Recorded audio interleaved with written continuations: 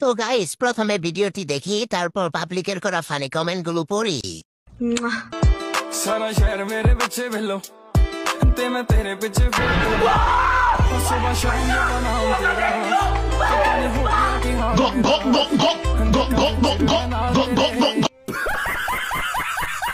तो चलिए शुरू करते हैं। ভাই, জীবনেও এত বড় ধোঁকা আমি কোনোদিনও খাই নাই।